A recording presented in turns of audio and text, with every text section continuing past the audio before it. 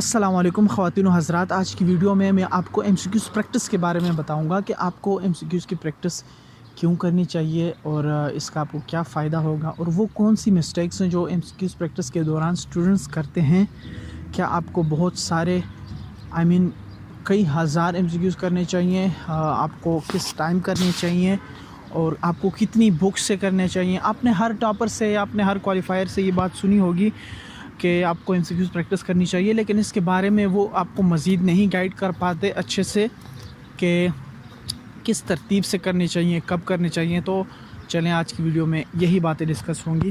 सबसे पहली बात जो आपको एमसीक्यूज़ प्रैक्टिस में कंसिडर करनी चाहिए वो ये करनी चाहिए कि आप जब भी कोई चैप्टर ख़त्म करते हैं, आपने कोई भी चैप्टर उठाया, उसे आपने पढ़ा, चैप्टर ख़त्म हुआ, चैप्टर ख़त्म होने के बाद आपके पास जो भी एमसीक्यूज़ प्रैक्टिस की बुक है, जिसमें मैं आपको मशवरा दूंगा कि ज़रूरी नहीं कि आप बहुत ज़्यादा बुक्स रखें। कोई फेमस अच्छी सी अगर पाकिस्तान से हैं आप तो जैसे किप्स के एमसीक्यूज़ बैंक्स हो गए, ठीक है, इस तरह स्टार्स एकेडमी हो गई, इस तरह मुख्तलिफ़ एकेडमीज़ के अच्छी बुक्स मौजूद हैं मार्केट में। तो आपको अस्सलाम वालेकुम। ओ पीरो, क्या हाल है, ठीक हो? जी जी, आवाज़ आ रही है।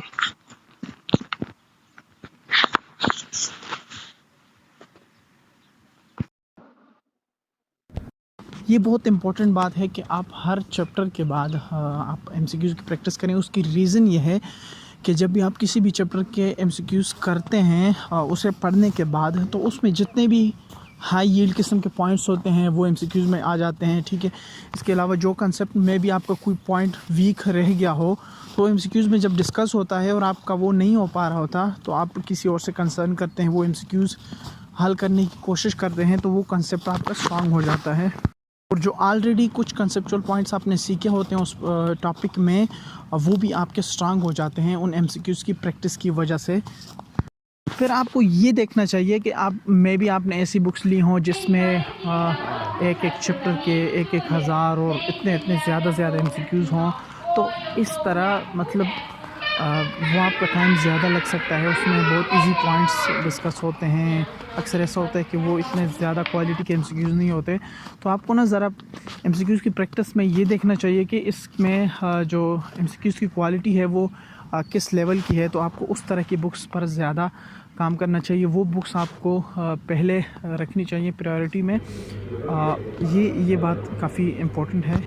फिर जो भी एमसीक्यूज़ आप सीख जाते हैं, ठीक है, आपने कोई कंसेप्ट पढ़ा और चैप्टर आपका एंड हुआ, लेकिन आपने जब एमसीक्यूज़ किया तो उसमें कोई पॉइंट था जो कि आपका मिसिंग था। जैसे कि मैंने बताया, आपका कंसेप्ट वो वाला इतना स्ट्रांग नहीं था। तो जब आप वो एमसीक्यूज़ कर लेते हैं और उसका आप आंसर ढूंढ लेते हैं और आपको समझ आ जाती है कि यहाँ पर मिस्टेक थी, तो वो एमसीक्यूज़ कोशिश करें कि अपने नोट्स पर जो आप पढ़ रहे होते हैं या जो बुक आप रीड कर रहे होते हैं, मेन अपनी टेक्स्ट बुक, उस पर वो लिख लें। तो जब आप लिखते हैं तो नेक्स्ट टाइम जब आप रिवीजन करते हैं तो वो पॉइंट आपका नहीं छूटता फिर, क्योंकि फिर तो आपको वो एमसीक्यूज़ करने की इस तरह ज़रूरत नहीं पड़ती अगेन, ठीक है। लेकिन वो पॉइंट आपका उसी तरह जो पॉइंट आपने सीखा होता है वो आपका बुक में जब आ जाता है तो आप उसे कंसिडर करते हैं और आप वो मज़ीद उसकी रिवीजन हो जाती है, तो वो पॉइंट आपका स्ट्रांग हो जाता है। एमसीक्यूज़ प्रैक्टिस में सिर्फ जस्ट बुक से एमसीक्यूज़ प्रैक्टिस नहीं है। इसमें आप जितने भी ऐसे मॉक टेस्ट हो गए आपके, फॉर एग्ज़ाम्पल कॉलेज में हो रहे हैं, कोई ऐसे जो है टेस्ट हो रहे हैं, ठीक है, प्रैक्टिस टेस्ट हो रहे हैं। इसके अलावा अक्सर संडे टेस्ट होते हैं अक्सर एकेडमीज़ के, तो वो भी आपको देने चाहिए, ठीक है। उससे ये होता है कि आप एक एग्ज़ामिनेशन वाली सिचुएशन में आ जाते हैं। तो आप जब आप रियल एग्ज़ाम में बैठते हैं तो आप वो प्रेशर और वो सारी चीज़ें हैंडल कर पाते हैं। तो वो आप ऑलरेडी काफ़ी बार फेस कर चुके होते हैं ड्यूरिंग टेस्ट, जब आप किसी एकेडमी में बैठे हों, क्योंकि वो तो टाइम लिमिटेड होता है और उसमें आपको कम टाइम में ज़्यादा चीज़ें कवर करनी पड़ती हैं। तो उसमें आपका ये भी हो जाता है कि आपकी टाइम मैनेजमेंट भी साथ में हो जाती है। और टाइम मैनेजमेंट पर इंशाल्लाह मैं कुछ वीडियोस के बाद या मे बी नेक्स्ट वीडियो उसी के बारे में मैं बनाऊं, तो वो भी आप ज़रूर देखें। तो ये होता है, आप एमसीक्यूज़ प्रैक्टिस कुछ इस तरह करें। वो गलतियाँ जो स्टूडेंट्स करते हैं ड्यूरिंग एमसीक्यूज़ प्रैक्टिस, वो कुछ ये हैं कि अक्सर ये होता है कि कुछ स्टूडेंट्स पूरी बुक करने के बाद एमसीक्यूज़ की प्रैक्टिस करते हैं, ये भी गलत है।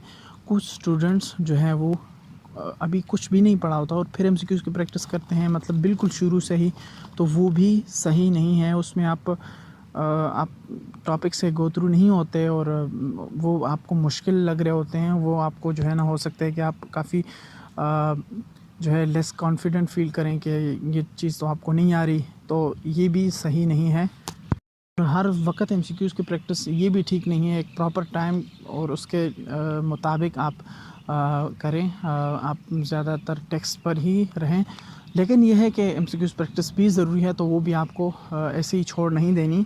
फिर एमसीक्यूज़ प्रैक्टिस में एक और छोटा सा पॉइंट जो आपको कंसिडर करना चाहिए, वो ये है कि जब भी आप ऑप्शन देखें तो आप सबसे पहले आप किसी भी क्वेश्चन को शुरू करने से पहले या उसको आंसर करने से पहले उसका क्वेश्चन स्टेटमेंट जो है वो अच्छे से पढ़ें और अपने पास कोई पेन रखें। आप कर रहे होते हैं जब एमसीक्यूज़, तो आप उन मेजर पॉइंट्स पर जो है वो अंडरलाइन करें, जो उसमें पूछा हुआ है, जो उसमें गिवन है, वो सारी चीज़ें आप जो है वो अंडरलाइन करें। कोई ऐसा पॉइंट, कोई जो फॉर एग्ज़ाम्पल कोई ऐसा एमसीक्यूज़ जिसमें एंड में लिखा हो कि एक्सेप्ट दिस, तो वो एमसीक्यूज़ या लाइक नॉट, तो नॉट लिखा होगा, वो मतलब कोई ऐसी चीज़ जो कि आपको ना हिंट दे रही है कि आंसर क्या हो सकता है आपका, वो आप अंडरलाइन करें। क्योंकि अक्सर स्टेटमेंट्स बहुत बड़ी होती हैं, फिर आप जब ऑप्शंस देखने लग जाते हैं तो आपको एक्चुअल स्टेटमेंट जो है वो आपको दोबारा रीड करनी पड़ती है, तो उसमें आपका टाइम भी ज़्यादा ज़ाया हो सकता है। इसके अलावा जब आप ऑप्शंस देखें तो ऑप्शन देखते दौरान आप जो फॉर एग्ज़ाम्पल हो सकता है पहला ऑप्शन करेक्ट हो और वो आप डायरेक्ट टिक कर लें। नहीं, ऐसा भी हो सकता है कि दूसरा भी ठीक हो और तीसरा जो है वो ए बी हो, तो वो आपका सी वाला ऑप्शन करेक्ट होता है।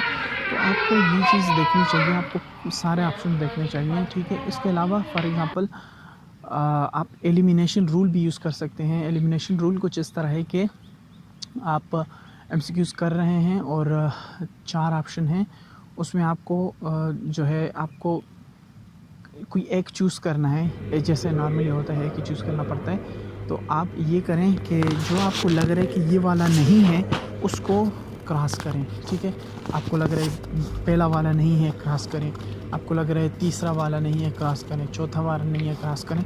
तो ऑटोमेटिकली आपके पास जो है ना वो चीज़ें नैरो डाउन होती जाएंगी आपको बेस्ट ऑप्शन चूज़ करने में। तो ये आप रूल यूज़ कर सकते हैं। तो ये कुछ पॉइंट्स थी जो मैं आपसे डिस्कस करना चाह रहा था और उम्मीद है कि ये आपके लिए काफ़ी बेनिफिशियल साबित होंगे। कोई भी क्वेश्चन हो इसके हवाले से, कोई भी पॉइंट आपके जहन में हो इसके हवाले से, एमसीक्यूज़ प्रैक्टिस के हवाले से आप पूछ सकते हैं। I will try my best कि मैं आपको बेस्ट आंसर दूँ इंशाल्लाह। तो होप फॉर द बेस्ट, इंशाल्लाह you will be successful in your goals. और यहाँ मुझे अपनी दुआ में याद रखें।